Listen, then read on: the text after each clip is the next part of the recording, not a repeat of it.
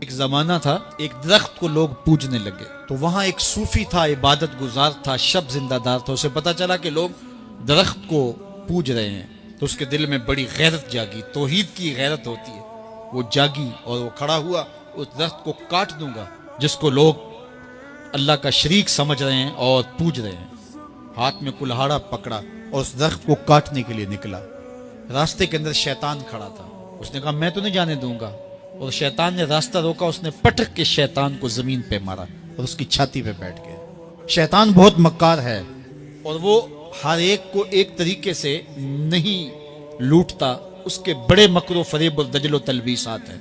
اس نے دوسرا طریقہ اختیار کیا، اس نے کہا جناب آپ عبادت گزار ہیں، تہجد گزار ہیں، شب زندہ دار ہیں، آپ درخت کو کاٹیں گے، لوگ آپ کے مخالف ہو جائیں گے، پھر آپ کو ان کے مقابل کھڑا ہونا پڑے گا، اور سویرے شام لڑائی ہی لڑائی، آپ کی عبادتوں کے وقت میں خلل آئے گا۔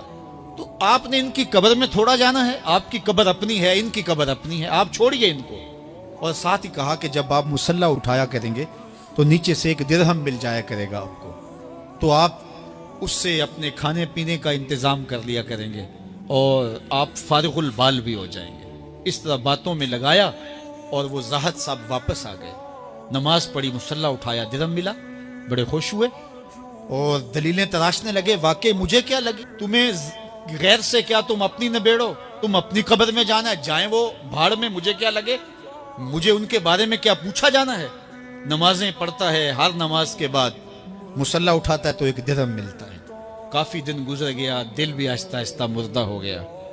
ایک دن مصلی اٹھایا تو کوئی درہم نہیں نکلا، پھر دوبارہ کلہاڑا اٹھایا، اٹھا، راستے میں پھر شیطان کھڑا تھا، کہا کدھر جا رہے ہو، کہا درخت کو کاٹنے جا رہا ہوں۔ شیطان نے کہا میں تو نہیں جانے دوں گا۔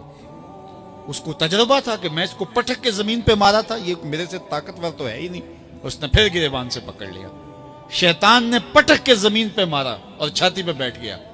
وہ زاہد صاحب پریشان ہو گئے، شیطان کو کہنے لگے یہ کیسے ہوا، میرا تو تجربہ ماضی کا یہ تھا کہ میں طاقتور ہوں، تم کمزور ہو، لیکن اب تم نے پٹک کے مجھے زمین پہ مارا۔ تو کہا صاحب اس دن تم اللہ کی رضا کے لیے جا رہے تھے، آج تم درہم کے لیے جا رہے ہو۔ تو جب عمل میں خلوص نہیں رہتا تو پھر عمل نہیں رہتا، عمل میں قوت نہیں رہتی، پھر سجدے بے روح ہو جاتے ہیں، نمازیں بے ذوق ہو جاتی ہیں، نماز، روزہ، حج، زکوٰۃ سب کچھ ہے باقی مگر تو باقی نہیں۔ پھر سب کچھ چلتا رہتا ہے لیکن رسم ہوتی ہے، پھر قرآن پڑھا جاتا ہے، رسم ہوتا ہے، قرآن دل کو پھر نہیں بدلتا، اس لیے کہ رسم ادا ہو۔